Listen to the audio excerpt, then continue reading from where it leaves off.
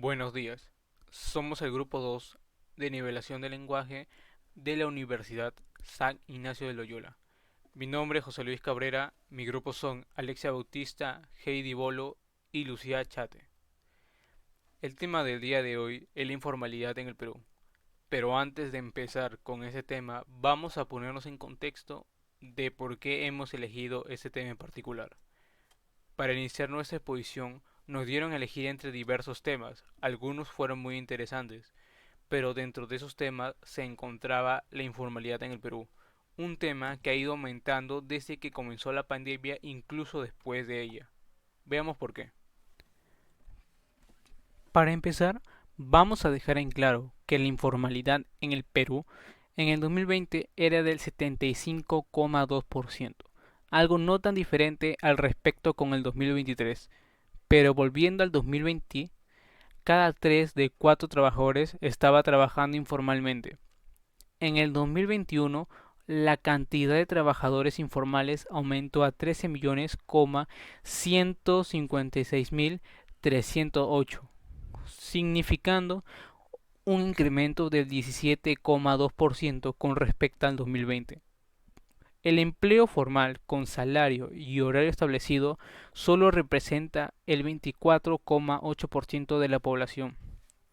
En el último reporte del Instituto Nacional de Estadística e Informática INEI de ese 2022 hubo 432.000 empleos en el Perú más que en el 2019, año prepandemia cuando el nuevo coronavirus todavía no provocaba la pérdida de 13% de puestos de trabajo.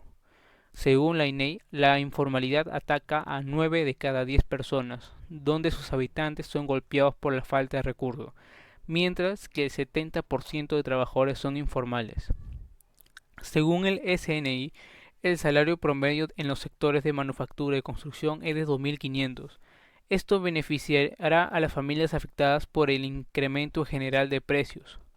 El promedio de ingresos en el año móvil terminado septiembre vemos que son alrededor de 1.560, mejor que los 1.450 o 1.460 de hace 1 o 2 años, pero todavía inferior a los 1.580 y un poquito más que era el promedio a septiembre de 2019. Sin embargo, de cada 10 trabajadores, solo 2 son formales. El resto de los peruanos se ganan la vida con empleo donde no completan una jornada laboral de 8 horas ni consiguen una remuneración mínima equivalente a los 1.025 soles. De acuerdo con esos datos que hemos recolectado, empezamos a tomar la opinión pública preguntándoles si consideran que la informalidad laboral perjudica el desarrollo económico del Perú, pero nos hemos quedado sorprendidos al ver las opiniones tan divididas. Algunos pensaban que la informalidad no afecta el desarrollo del país, pero había otros que sí pensaban que se perjudicaba.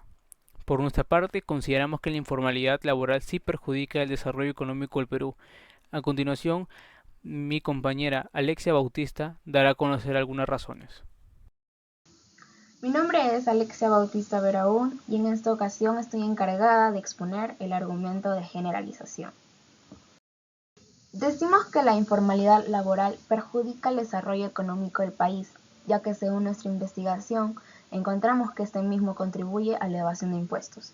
La evasión de impuestos es conocida también como fraude fiscal y es un crimen penalizado por las leyes de cada país. Ocurre cuando una persona o empresa oculta, modifica o utiliza cualquier medio para ocultar bienes o ganancias que lo puedan hacer pagar más impuestos. Hoy en día, la informalidad aporta el 19% del PBI, constituyendo un aporte importante para la economía. Sin embargo, la informalidad es una de las fuentes potenciales de evasión tributaria, lo que ocasiona un daño terrible a la recaudación tributaria. Un ejemplo de ello son las pequeñas o medianas empresas que tienen registro único de contribuyente, que hacen sus declaraciones de impuestos pero que no declaran todas sus ventas para que su utilidad sea menor y puedan pagar menos impuestos. Buscan favorecer sus ingresos económicos e incrementar sus ganancias con la contratación informal de trabajadores, a quienes se les paga un salario mínimo e incluso los trabajadores informales son los principales excluidos del sistema de salud, puesto que la informalidad también incurre en la ausencia de beneficios, tales como las pensiones, el reposo por enfermedades o el seguro de salud. Aquella situación también quebranta la cultura tributaria del país. Esto significa la conciencia de la necesidad de pagar los impuestos correspondientes en el Perú. La recaudación de impuestos es fundamental para mantener las estructuras que los componen. Sin ellos no sería posible ofrecer sanidad pública, construir infraestructura o impartir una educación de calidad y que llegue a todos. Si esto no se promueve colectivamente, genera que el Estado tenga menos recursos económicos para cumplir con las necesidades de la población. La evasión de impuestos trae consecuencias sociales que hacen evidente la estabilidad económica del país y se refleja en sectores como la educación y el transporte que pueden que a su vez involucre a los sectores más vulnerables. Con esto, finalizado mi parte, doy pase a mi compañera Hailey para que pueda continuar hablándonos un poco más sobre nuestro argumento de generalización. Gracias, compañera. De igual forma, el Estado se ve afectado por los percances que ocasionan las inversiones, la evasión de impuestos, perjudicando a la población, puesto que surgen múltiples inconvenientes en poder satisfacer sus demandas públicas. Es decir, no hay forma de poder realizar proyectos de servicios públicos para la comunidad, como hospitales, escuelas, carreteras, entre otros. Por ejemplo, en muchas zonas del Perú existe una continua falta de implementación de nuevas infraestructuras viales o supervisión y mantenimiento de estas. De igual manera sucedió con los hospitales en el Perú, lo cual se logró visualizar durante la pandemia, donde la población se vio gravemente perjudicada ante una situación de crisis por el COVID-19, ya que muchos centros de salud de Lima y otras regiones del Perú registraban graves problemas de infraestructura y escasez de insumos fundamentales como el oxígeno, las camas UCI, medicamentos, entre otros. Por lo que incluso podemos decir que el Perú, debido a la evasión de impuestos por la informalidad laboral y muchos otros factores, no es apto para el manejo o al menos estar preparados para este tipo de situaciones eficientemente. Pero esto sería otro tema aparte. Sin embargo, dicho esto, queda claro que la informalidad laboral perjudica a la economía del país. Entonces, dichas situaciones influyen en el avance y el desarrollo tanto económico por la disminución del campo laboral como tecnológico de las comunidades, por la dificultad en la ejecución de infraestructuras, los cuales soportan y prestan una serie de servicios necesarios para impulsar la calidad de vida, mejorar las condiciones del país, comunicarse y sobre todo acceder a otros servicios. En segundo lugar, se provoca un incremento de los índices de pobreza monetaria. Según reportes de INEI 2021, el país registra altos índices de pobreza monetaria y trabajos informales. La macrorregión del sur se ha visto mucho más afectada que el resto de las otras regiones. La informalidad afecta a 8 de cada 10 peruanos en la macrorregión del sur, donde el 25,5% de su población es pobre. Por ejemplo, Puno presenta un 90% y Huancavelica un 95% de informalidad laboral, por lo que vendría siendo dos de los peores porcentajes en el país, como bien lo expresó Jesús Salazar, presidente de la Sociedad Nacional de Industria, quien también refirió que si esto lo llevamos al ingreso promedio, nos damos cuenta que en Puno un trabajador gana por debajo de 800 soles. El trabajador informal gana 635 soles en promedio y el formal poco más de 2.000. Asimismo, la informalidad genera un 40% menos en comparación al proporcionado por un empleo formal. Así lo afirma Banante. La población económicamente activa que no logra ingresar a la formalidad, ya sea por la precariedad de condiciones socioeconómicas o los altos costos de acceso a la formalidad y la presencia de la burocracia administrativa, opta por el trabajo informal con la intención de generar más recursos económicos personales por necesidad, a pesar del salario mínimo, a fin de subsistir.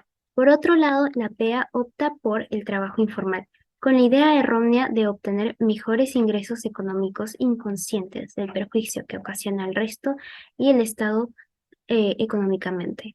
A continuación, le daré el pase a mi compañera Lucía, quien les mencionará las conclusiones. Gracias. Mi nombre es Lucía Iriela Tonitas Chate y a mí me corresponde exponer la parte de cierre. Luego de observar las estadísticas y datos proporcionados por la INI, además de haber citado diferentes autores, los cuales nos explican lo que provoca en el país, se puede corroborar que sí, la informalidad en el Perú perjudica su desarrollo económico.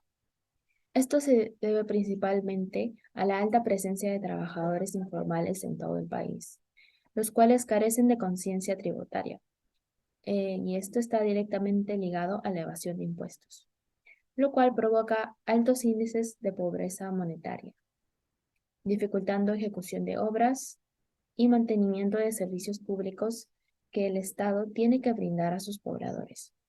Teniendo esto en cuenta, ¿qué es lo que el Estado peruano puede hacer para luchar contra la informalidad?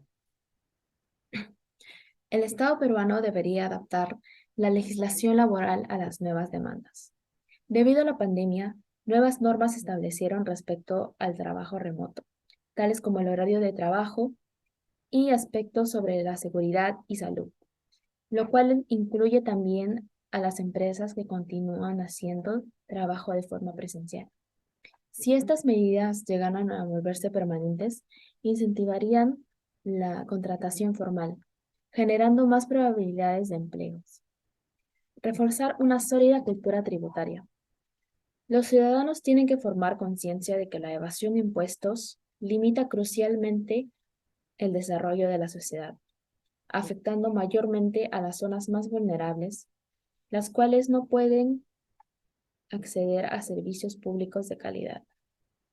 El no tener una sólida cultura tributaria también crea desigualdad, ya que las grandes corporaciones, al no pagar sus impuestos, hacen que los más pobres sean los que terminen pagando las consecuencias. Fortalecer la fiscalización laboral. Para realizar esto, la Superintendencia Nacional de Fiscalización Laboral tiene que encargarse de supervisar que se cumplan las normas laborales.